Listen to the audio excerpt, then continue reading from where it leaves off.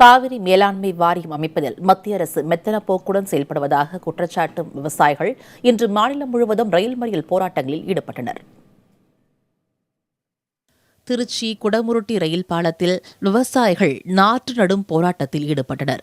தென்னிந்திய தேசிய நதிகள் இணைப்பு சங்க விவசாயிகள் காவிரி விவகாரத்தில் மத்திய அரசு மாற்றாந்தாய் மனப்பான்மையுடன் செயல்படுவதாக குற்றம் சாட்டினர்.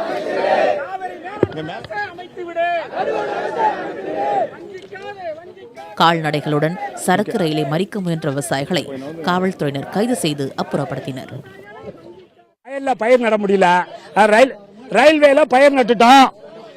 அதே போல எங்களுக்கு அங்க சமைக்க முடியல, இங்க சமைக்கிறோம். அதே போல அங்க உழுவ முடியல, மாட்டெல்லாம் இங்க கொண்டு வந்து உழுவுறதுக்கு. அதே போல அங்க குடியிருக்க முடியல, இங்க ரயில்வே லைன்ல கொட்டாய் போட்டோம். நாங்க தஞ்சை ரயில் நிலையத்தில் திரண்ட விவசாயிகள் தண்டவாளத்தில் சமைத்து சாப்பிடும் போராட்டத்தில் ஈடுபட்டனர்.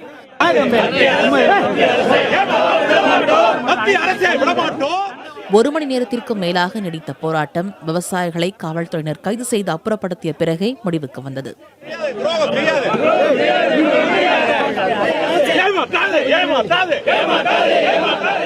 குடியேறும் போராட்டம் நடத்தியிருக்கோம். மத்திய அரசு உடனே மேலாண்மை வாரியத்தை அமைக்கணும்னு நாங்கள் கேட்டுக்கிறோம். அப்படி அமைக்கலன்னா 48 மணி நேரம் தொடர்ச்சியா ரயிலை இயங்க விட மாட்டோம். மத்திய அரசை வன்மையாக கண்டிக்கிற உடனே ஒட்டுமொத்த விவசாயிகளின் வாழ்வாதாரம் பாதிக்கப்பட்டிருக்கின்ற நிலையில் சாகுவரை போராட்டத்தை நாங்கள் அறிவிப்போம் என்று இந்த ரயில் போராட்டத்தின் சார்பாக தெரிவித்துக் கொள்கிறோம். கும்பகோணத்தை அடுத்த மத்திக்கெட்டில் தண்டவாளத்தில் அமர்ந்து போராட்டத்தில் ஈடுபட்ட திமுக, காங்கிரஸை சேர்ந்த 200க்கும் அதிகமானோரை காவல்துறையினர் கைது செய்தனர். ஆடுதுறையில் போராட்டம் நடத்திய மதிமுகவினர் கைது செய்யப்பட்டனர்.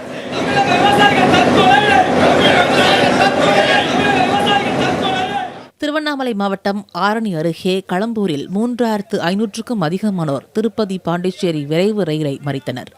விவசாயிகள் கைது செய்யப்பட்டதும் ரயில் புறப்பட்டு சென்றது. அதே ரயிலை திருவண்ணாமலை ரயில் நிலையத்தில் ஏவ வேலு தலைமையில் திமுக, காங்கிரஸ் கட்சியினர் மறித்தனர். நெல்லை, காஞ்சிபுரம், கடலூர், நாகை, விழுப்புரம் என மாநிலம் முழுவதும் பல்வேறு இடங்களில் ரயில் மறியல் போராட்டம் நடைபெற்றது. புதிய தலைமுறைக்காக செய்தியாளர் குழு.